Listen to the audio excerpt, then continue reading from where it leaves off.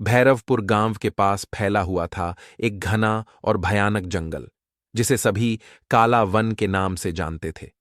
इस जंगल में कोई दिन में भी जाने की हिम्मत नहीं करता था, क्योंकि कहते हैं कि वहां कोई अदृश्य शक्ति निवास करती है। रात होते ही उस जंगल से रोने, चिल्लाने, किसी के बुरी तरह हंसने की आवाजें आतीं, और कई बार पेड़ों की डालियों पर लटकी हुई लाशें दिखती थीं, जिनके शरीर होते थे पर सिर नहीं। लोगों का मानना था कि ये सब किसी अदृश्य डायन का काम है, जो आत्माओं को अपने काबू में कर लेती है। बुजुर्ग कहते, वो जो वहां रहती है, वो अब इंसान नहीं। वो अपने अंदर भूत, नाग, जिन्न और मौत की ताकतें समेटे बैठी है। गांव के कई लड़के जो जंगल में गए, लौटकर कभी नहीं आए, और जो लौटे, उनकी आंखें खाली थीं, जैसे आत्मा कहीं खो गई हो। गांव वाले हर अमावस्या की रात अपने दरवाजों पर नींबू मिर्च टांगते, लेकिन डर कभी कम नहीं हुआ।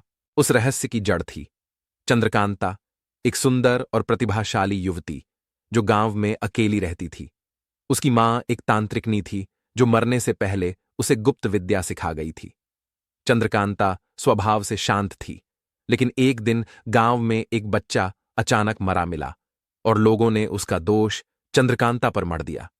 बिना जांच पड़ताल के भीड़ ने उसे बांधकर गांव के बीचों बीच जिंदा जला दिया। उसकी चीखों ने आकाश को चीर दिया। जलते समय भी उसने शपथ ली, मैं लौटूंगी और सबका सर्वनाश करूंगी। उसी रात उसके अधजले शव को जंगल के बाहर फेंक दिया गया। परंतु कुछ ही दिनों में लोगों ने उसी जंगल से उसकी परछाई देखने की बात कही। वह अब जीवित नहीं थी, पर मृत्यु को भी पार कर चुकी थी। उसने अपनी आत्मा को काले तांत्रिकों की साधना से फिर से शरीर में बांधा, और अब वह न पूरी इंसान रही, न पूरी प्रेत। वह बनी एक आधी जली हुई डायन, जिसके पास अब सिर्फ बदले की भूख थी। अपने पुनर्जन्म के बाद चंद्रकांता सबसे पहले पहुंची पुराने श्मशान में, जहां सदियों पुराना एक कब्रिस्तान था। वहां उसने तांत्रिकों की आत्माओं से संवाद कर तामसी विद्या पाई। एक विशेष तांत्रिक अनुष्ठान से उसने तामसी यंत्र तैयार किया। यह एक लोहा, हड्डी, राख और रक्त से बना त्रिकोणीय यंत्र था। इस यंत्र को वह मृत शरीरों पर रखती और मंत्रों से बांध देती, जिससे उनकी आत्माएं उसकी आज्ञा की गुलाम बन जाती। ऐसे ही उसने एक प्राचीन भूत भैरव को अपने वश में कर लिया। भैरव पहले एक तांत्रिक योद्धा था, जिसकी आत्मा बहुत बलवान थी। अब वह चंद्रकांता का पहला सेवक बना। वह दिन में अदृश्य रहता और रात को चंद्रकांता के इशारे पर गांव में खौफ फैलाता। कभी किसी के कान में चीखता, कभी छत पर पत्थर बरसाता। इस तंत्र की शक्ति से चंद्रकांता हर आत्मा को पकड़ सकती थी। बस उसे चाहिए होती थी एक अधूरी अंत्येष्टि वाली लाश। चंद्रकांता जानती थी कि आत्माओं के बाद उसे जमीन की रक्षा चाहिए, और इसके लिए जहरीले सांपों से बढ़कर कोई नहीं। वह जंगल के मध्य स्थित नागपीठ पर पहुंची, जो एक प्राचीन नाग मंदिर था। वहां उसने 9 रातों तक उपवास किया, केवल नाग रक्त और बेलपत्रों का सेवन किया। 10वीं रात उसे एक दिव्य स्वप्न आया। नागदेवता ने उसे फुफकार मंत्र दिया, एक रहस्यमयी ध्वनि श्रृंखला, जिसे सुनते ही कोई भी सांप उसके अधीन हो जाता। अब वह जब जंगल में चलती, उसके चारों ओर कोबरा, करैत और नागिनें रेंगतीं। गांव वाले अब उससे नहीं, उसके सांपों से डरते थे। वह रात में किसी के आंगन में सांप भेज देती, और अगर कोई विरोध करता तो उसकी मृत्यु निश्चित थी। यहां तक कि उसने एक गांव की पंचायत को ही सांपों से डसवा दिया। चंद्रकांता अब केवल आत्माओं की रानी नहीं थी, अब वह जंगल की नागिन रानी भी बन चुकी थी, जिसकी एक फुफकार मौत ला सकती थी। भूत और नागों के बाद चंद्रकांता को आकाश और अग्नि का नियंत्रण चाहिए था, और इसके लिए उसे चाहिए था एक जिन्न। उसने अलनार की किताब खोज निकाली। यह पुस्तक एक अरब तांत्रिक की समाधि से निकाली गई थी, जो सिर्फ रक्त और लोबान से खुलती थी। अमावस्या की रात श्मशान के बीचों बीच उसने एक चक्र बनाया, रक्त से लकीरें खींची, बीच में खुद को बैठाया और किताब का पाठ शुरू किया। जैसे जैसे मंत्र तेज होते गए, चारों ओर आंधी उठने लगी। चिता की आग अपने आप जल उठी और धुएं से एक विशाल आकृति प्रकट हुई।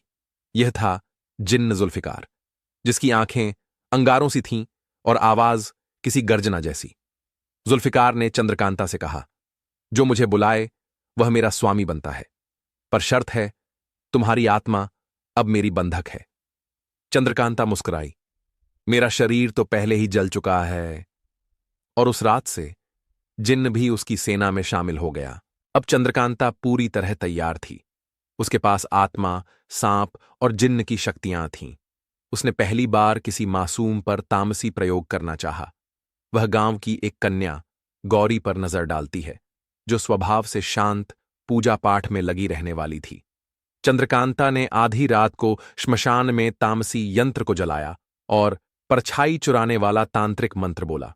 उस क्षण गौरी के शरीर की परछाई उसके शरीर से अलग हो गईं और उड़कर जंगल में चंद्रकांता के पास चली गई। अगली सुबह जब गौरी उठी, वह सामान्य लग रही थी, लेकिन उसकी आंखों में कोई गहराई नहीं थी। वह बिना वजह मुस्कुराती, सांपों से बात करती, कभी कभी खुद को आग में हाथ डालकर भी हंसती रहती। गांव वाले डर गए। उन्हें लगा यह कोई भूतिया छाया है। असल में उसकी आत्मा अब डायन की गिरफ्त में थी और वह केवल शरीर का खोल भर रह गई थी। एक जिंदा लाश, जो डायन की पहली जीत थी। चंद्रकांता अब सिर्फ आत्मा चुराने तक सीमित नहीं रही। उसने भैरव नामक भूत को गांव में आतंक फैलाने भेजा। यह कोई साधारण आत्मा नहीं थी। यह एक शक्तिशाली भूत था जो दीवारों से आर पार हो सकता था, सपनों में प्रवेश कर सकता था और मानसिक संतुलन बिगाड़ सकता था। पहली रात ही गांव की एक महिला ने देखा कि उसकी खिड़की के बाहर एक अधजला चेहरा उसे घूर रहा है। जैसे ही वह चीखती, वह चेहरा हवा में गायब हो जाता। दूसरी रात किसी के दरवाजे खुद ब खुद खुल गए। तीसरी रात सपनों में लोग जलते शवों को देखने लगे। धीरे धीरे गांव के कई लोग पागल होने लगे। कुछ गूंगे हो गए, कुछ बुदबुदाते रहते, वो आ रही है, वो हंस रही है। चंद्रकांता अब डर से खेल रही थी और भैरव उसकी डर की सेना का सेनापति बन गया था। गांव पर उसका मानसिक नियंत्रण बनता जा रहा था। कोई विरोध नहीं करता, क्योंकि विरोध का मतलब था मौत या पागलपन। डर को और वास्तविक बनाने के लिए चंद्रकांता ने अगला वार जुल्फिकार जिन्न के द्वारा किया। जिन्न अग्नि और हवा का स्वामी था। रात के तीसरे पहर जब गांव गहरी नींद में था, तभी लोगों के घरों की छतें हिलने लगीं। बर्तन अपने आप उठकर गिरने लगे। दिए जलते जलते फटने लगे। पानी बिना आग के खौलने लगा। और फिर एक औरत की हंसी गूंजती हुई, गहरी और हर दिशा से आती हुई सुनाई दी। मैं लौट आई हूं, मुझे भूल गए थे। लोगों ने सपनों में एक लाल आंखों वाली अधजली स्त्री को देखा, जिसके चारों ओर धुआं और सांप थे। जुल्फिकार ने हवा में उड़ती चीजों से, अग्नि में जलती दीवारों से और अचानक गुम हो जाने वाले बच्चों से लोगों को पूरी तरह तोड़ दिया। गांव एक खुला पिंजरा बन चुका था, जहां डर पंख फैलाए घूम रहा था और मौत का खेल शुरू हो गया था। चंद्रकांता अब केवल दिखती नहीं थी, वह हर घर में मौजूद थी। एक रात जब अमावस्या की छाया घनी हो गई, चंद्रकांता ने अपने फुफकार मंत्र से नागों की पूरी सेना को बुला लिया। हजारों कोबरा, नागिनें, करैत और रसैल नाग उसके इर्द गिर्द रेंगने लगे। उसने उन्हें गांव के चारों ओर फैला दिया। हर गली, हर छत, हर कुएं और खेत में जहरीले सांप रेंगते दिखने लगे। लोगों ने देखा कि सांप उनके पलंगों के नीचे हैं, कपड़ों में छुपे हैं और पानी के घड़े में डेरा जमाए हैं। एक ही रात में 7 मौतें हुईं, केवल सांपों के डसने से। चंद्रकांता ने गांव की सीमाओं को सांपों से बांध दिया। अब कोई अंदर आ सकता था, न बाहर जा सकता था। औरतें बेहोश हो जातीं, बच्चे चीखते चिल्लाते, बूढ़े लोग सांस रोके पड़े रहते। पूरे गांव पर जैसे विष का साया था।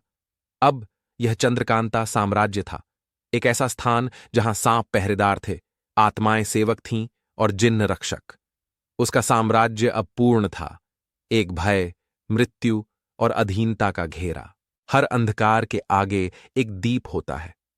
भैरवपुर के उत्तर में स्थित पर्वतों पर रहते थे ऋषिधर बाबा, एक वृद्ध तांत्रिक जो शिव और काल भैरव के उपासक थे। उन्होंने गांव की दशा सुनी और अकेले ही चंद्रकांता से टकराने की ठानी।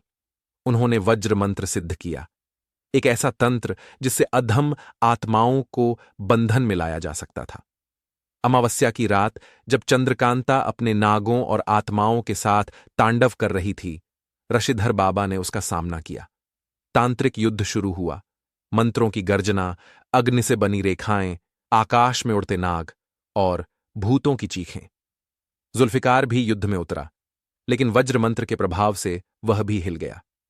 चंद्रकांता ने तामसी यंत्र से आत्माओं को बुलाने की कोशिश की, पर तभी ऋषिधर बाबा ने त्रिशूल से वह यंत्र तोड़ दिया।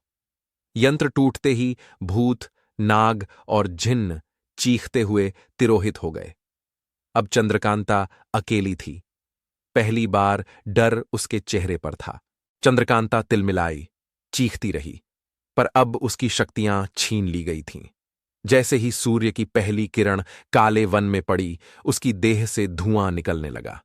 वह एक अंतिम बार गर्जना करती है, मैं मर नहीं सकती, मैं लौटूंगी, और फिर अग्नि की ज्वाला में समा जाती है। लेकिन यह अंत नहीं था। गांव अब शांत हो गया। लोग धीरे धीरे सामान्य जीवन में लौटने लगे, पर काला वन अब भी वैसा ही डरावना था। वहां कोई नहीं जाता। वहां एक काले पत्थर की मूर्ति है, अधजली औरत की, जिसके नीचे लिखा है, जो आत्माओं से खेले उसकी आत्मा भी बन जाती है। कभी कभी अमावस्या की रात उस मूर्ति से हंसी की आवाज आती है और एक फुफकार सुनाई देती है।